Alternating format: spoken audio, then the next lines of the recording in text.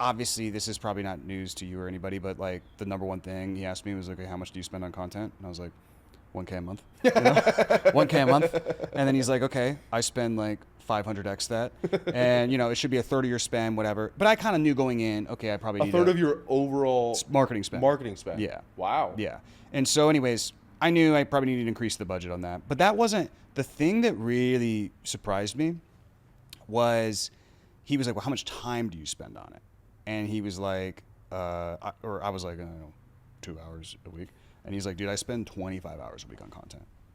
And like, you think about that. So he's way richer and more successful and way busier and has way more opportunities than us. And can probably try it less hard on content now and it's still just rip 25 hours a week. Yeah. That was the big shift for me. Yeah. I was like, okay. You kind of realize. Makes sense. Yeah. And it's all in pre, I mean, obviously filming is filming, but it's just all in the pre-work. And so then I'll tell you who this was after, because it's not that big of a deal, but he was talking about somebody else who's really big now, and they were having dinner, and the person was bragging like, dude, I got my content so optimized down that like it's taken me like 2 hours a week to get like 90 days of content and my 4 YouTube videos a week. And he was just like, yeah, bro, it shows. It's like, was that supposed to be a brag? Because like I do 1,000x your views. Hormozi is 1,000x this guy. Yeah. Yeah. And the guy just was like, but it'll blow your mind who that actually was. You'll be like, damn, that's actually good.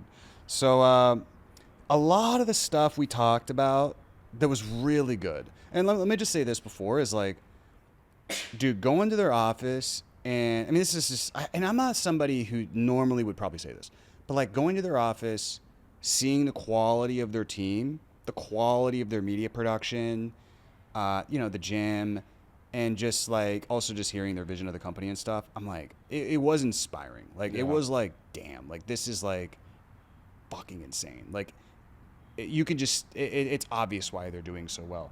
So that was one thing, but so is that an argument towards an in-person office? No, so I think he said this publicly, but I asked him about this, and his recommendation was, get going on the content, build that up.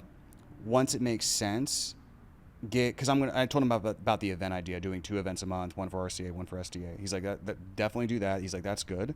And he's like, once it makes sense, because that's obviously going to cost money doing it other places, the first step of your office really should be Media HQ, to where you have your key media people and maybe some key executives in the office, and then like build space for people to relocate. You work there, build space for people to come, but don't make it mandatory because it constrains recruiting too much.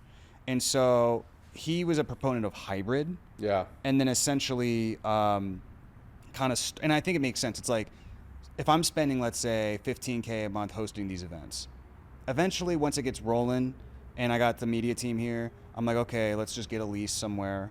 I get the lease. Okay, we build out the podcast studio. We build out the YouTube studio. We build out whatever the event. It almost makes sense probably for you right now.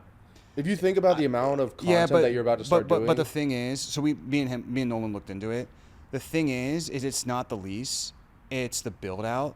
So we didn't want to distract ourselves with 3 months and probably 150K of build out. That's fair. When we're not even like, prior to working with Nolan and prior to working with the media people we hired on our team just in the last 30 days, like after that, I was like, yeah, my effort level is like 1 out of 10 on this. Yeah. So I'm like, let me like get to a 10 out of 10 effort level and start to see some ROI from this, and also like get in a rhythm with producing the most important thing, which is the content, and doing the events. And then it also informed me on what type of office we need. Yeah. Does that make sense? Because I might not even know I don't know, I might get an office for 60 people events. I might promote one of these and get 100 people. Like, who knows what's going to happen? So I think it would make sense to do it that way.